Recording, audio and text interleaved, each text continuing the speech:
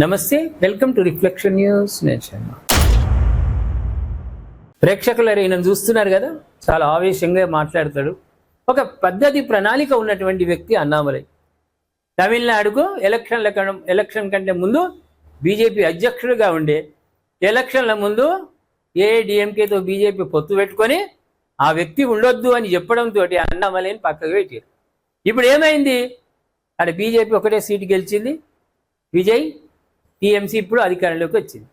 అయినా ఏమైంది ఇక్కడ?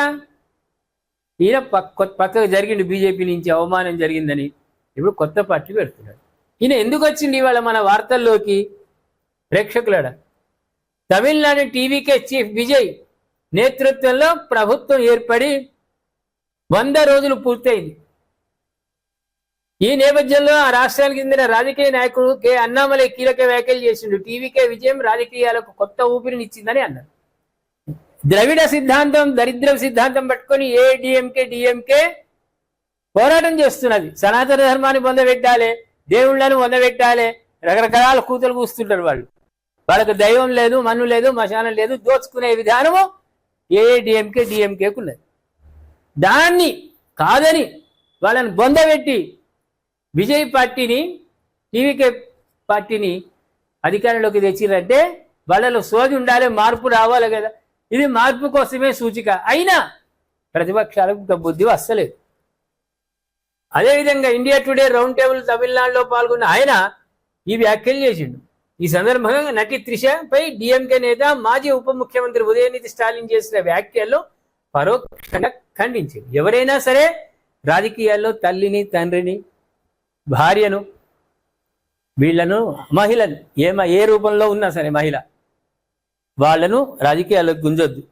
ధర్మం కాదు అది. కుటుంబాన్ని, ఫ్యామిలీని గుంజినవాడు వాడు సిపాయి.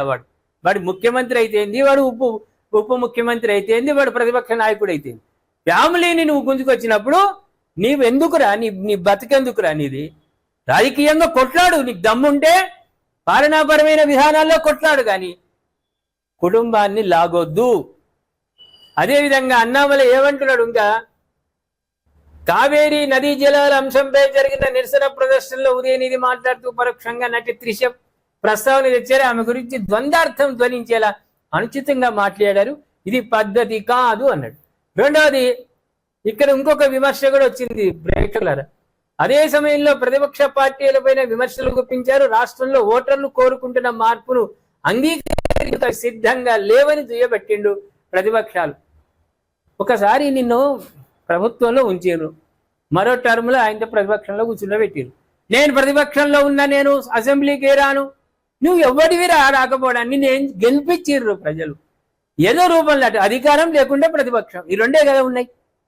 ఒకసారి అధికారం, ఒకసారి ప్రతిపక్షం. ఇప్పుడు ప్రతిపక్షంలో కూర్చున్నాక నేను అసెంబ్లీకే రాను, నేను ప్రజల పక్షాన పోరాడను అంటే నువ్వు ఎందుకు గెలిచింది? నువ్వు ఎందుకు గెలవాలి? రిజైన్ చేయి. ఏమున్నా దానికి సంబంధించిన బెనిఫిట్స్ లక్షలు దొబ్బేదందుకే తప్ప ఎందుకు పనికిరారు. అది ప్రజాసొమ్మురా.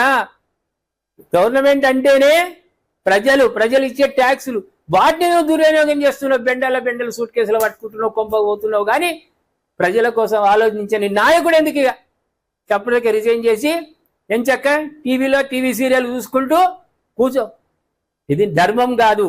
ప్రజలు ఇచ్చిన తీర్పును ఏ రూపంలో ఉన్నా శిరసావహించడే, స్వీకరించేవాడే వాడు నాయకుడని ఎవరంటున్నారు? అన్నామలై అంటున్నారు. ఏమంటారు ప్రేక్షకులారు? అన్నామలై కొత్త పార్టీ వెళ్తున్నాడు, ప్రకటించింది, అయిపోయింది. బీజేపీతో కలువడిగా.